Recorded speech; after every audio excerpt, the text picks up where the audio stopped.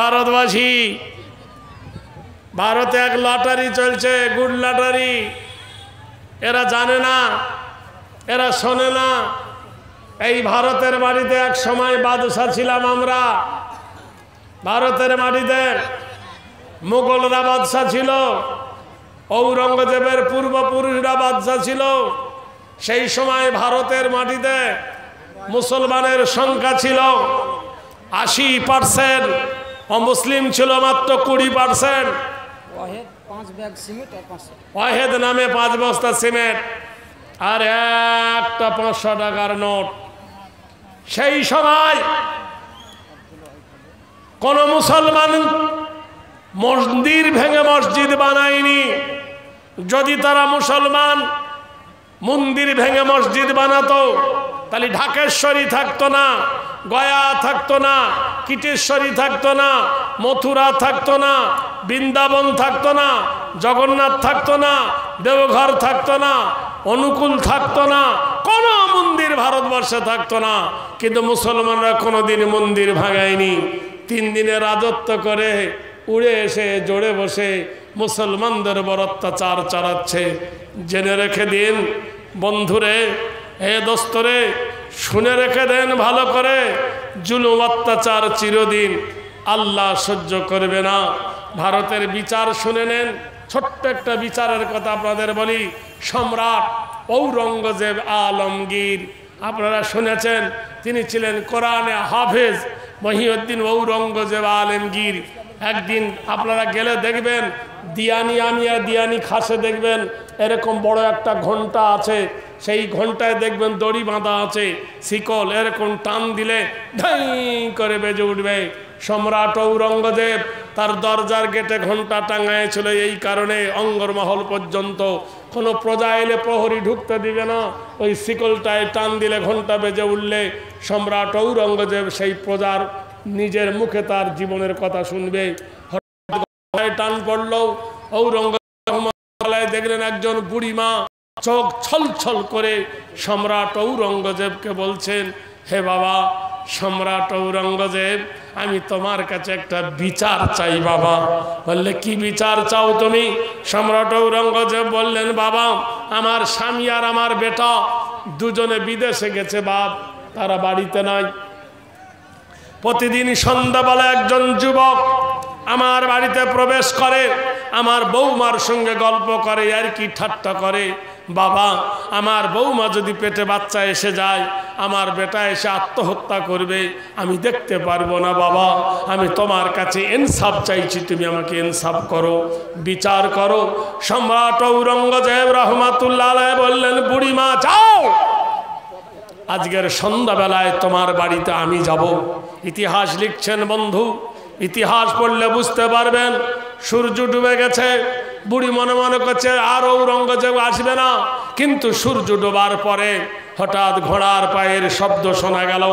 বুড়ি চমকে উঠে দেখল সম্রাট ঔরঙ্গজেব আলমগীর ঘোড়ার পিঠ থেকে নেমে বুড়িমাকে বললেন, বুড়িমা যে ঘরে তোমার বৌমা ঘুমায় ওই ঘর থেকে তোমার বৌমাকে তোমার ঘরে নিয়ে এসো, আর ওই ঘরে একটা সুন্দর কাপড় আমার জন্য পাঠিয়ে দাও, আমি সেইখানে আরাম করব। রাত গভীর হয়ে গেছে, নিশি অন্ধকারে বুড়ির দরজার গেটে আসামি হাজির। ভিতরে যখন ঢুকতে যাবে সম্রাট ঔরঙ্গজেব কড়া গলায় বললে, কে তুমি? যুবক দাঁড়িয়ে বললেন, আমি ভারতবর্ষের সম্রাট ঔরঙ্গজেব রহমাতুল্লাহ আলাইহি, ঔরঙ্গজেবের যোগ্যতম সেনাপতি মুবারক দহুলা। সম্রাট ঔরঙ্গজেব বললেন, কে তুমি? বলল, আমি মুবারক দহুলা। বলে, বাহাদুর হো তো ফেকের কেউ করতে হো, এসো তুমি সামনে। যখন এগিয়ে গেল সম্রাট ঔরঙ্গজেব তার খাপ থেকে তরোয়াল তুলে নিয়ে ওই যুবকের গলায় কোপ মেরে দিল, দুখণ্ড হয়ে গেল মুন্ডুটা। বুড়িমা আলো জ্বালল, দেখলো কাটা মুন্ডু ছটপট করছে। বলল বুড়িমা, তোমাকে ধরে এনেছে 1000 টাকা দেবার লেগে? 5000।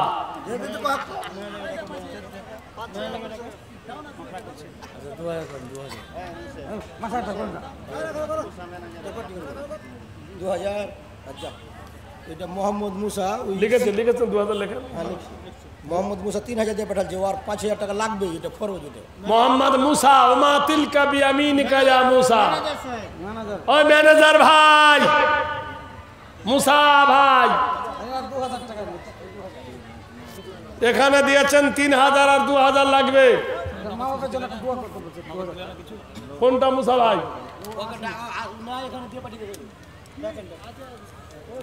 ওই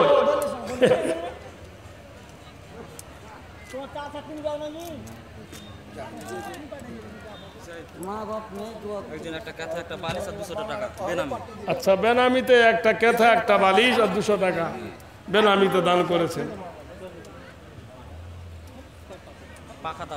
আর একটা পাখা বেনানা, আর একটা মহিলা একটা কেথা।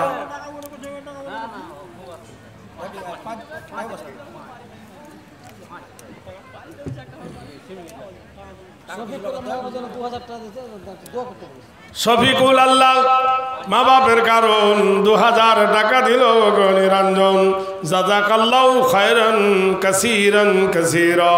দানকারীর মাথা পিতার ভালো রাখো কবরে, নূরের টুপি পরায়ে আল্লাহ উঠায় রোজ হাসরে।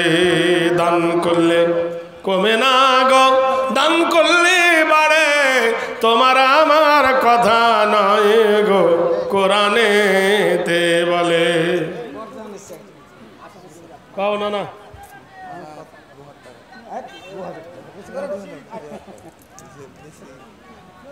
বারজাহান গাড়ির ড্রাইভার, তাই একটু বেশি দেন যখন ধরছো, আপত্তি করছো মহাশয়।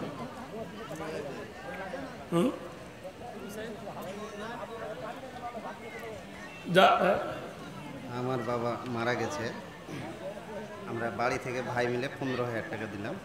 মোহাম্মদ ইয়াকুব আলী। আলহামদুলিল্লাহ, মোহাম্মদ ইয়াকুব আলী ওর বাবা মারা গেছে, ওরা ভাই বোন মিলে 15,000 টাকা।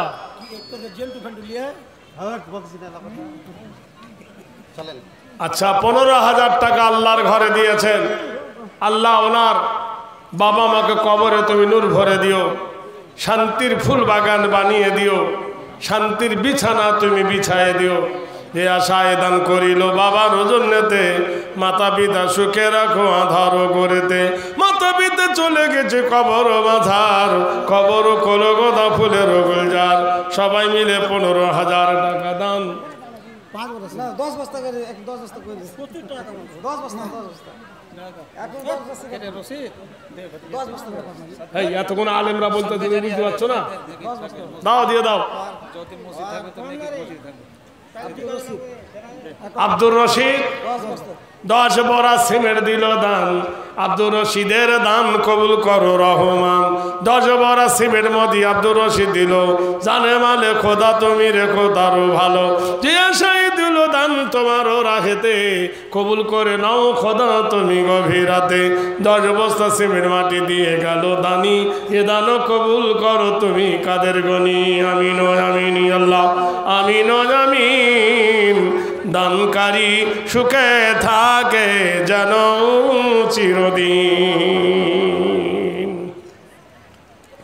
বাদশা বললেন, শোনো, আমার জেলখানাতে রুটি খেলে না, আমার জেলখানায় গোশ খেলে না, আমার নারীদেরকে নিয়ে প্রেম খেললে না, তোমাদের ফাঁসি। একসঙ্গে বলে উঠল তারা আলহামদুলিল্লাহ। তোমাদের মধ্যে নেতাকে বলে আমি সাইর রাদিয়াল্লাহু তাআলা আনহু। হযরতে সাইরকে নিয়ে ফাঁসির মঞ্চে দাঁড় করিয়ে দিল। সাইরের গলায় যখন দড়ি দিয়েছে, সাইর দাঁত বার করে হাসে। ইহুদি বলছে তোমাদের ধর্মে আছে ইয়াজহাবু কলিলান ওয়া ইয়াবকু কাসীরা জাযাম বিমা কানু ইয়াকসিবুন। হাসো কম কাঁদো বেশি, তুমি কেন হাসতেছো? বললেন জাহাপনা, আল্লাহর নবী বলেছেন ওয়ালা তাহসাবান্নাল্লাযীনা কুতিলু ফি সাবিলিল্লাহি আমওয়াত। কোরআন জানিয়ে দিয়েছেন যারা দিনের জন্য শহীদ হয়ে যাবে ওরা মরে না। আল্লাহর কোরআন জানিয়েছে ইন্নাল্লাহ হাশতারা মিনাল মুমিনিনা আনফুসাহুম ওয়া আমওয়ালাহুম বিআন্না লাহুমুল জান্নাহ ইকাতিলুনা ফি সাবিলিল্লাহ। তোমার জান এবং তোমার মাল, তোমার রক্ত, তোমার চামড়ার বিনিময়ে আল্লাহ জান্নাত বিনিময় করবেন। জাহাপনা এপারে দুনিয়া, ওপারে আল্লাহ, মরণ। বাদশা বললেন তোমার নাম কি? বলে আমার নাম হলো হযরত সাইদ। বাদশা বলছে শোনো রে সাইদ, শোনো, তাইফের জঙ্গলের তুমি কি কাঠুরিয়া ছিলে না? বললো জি।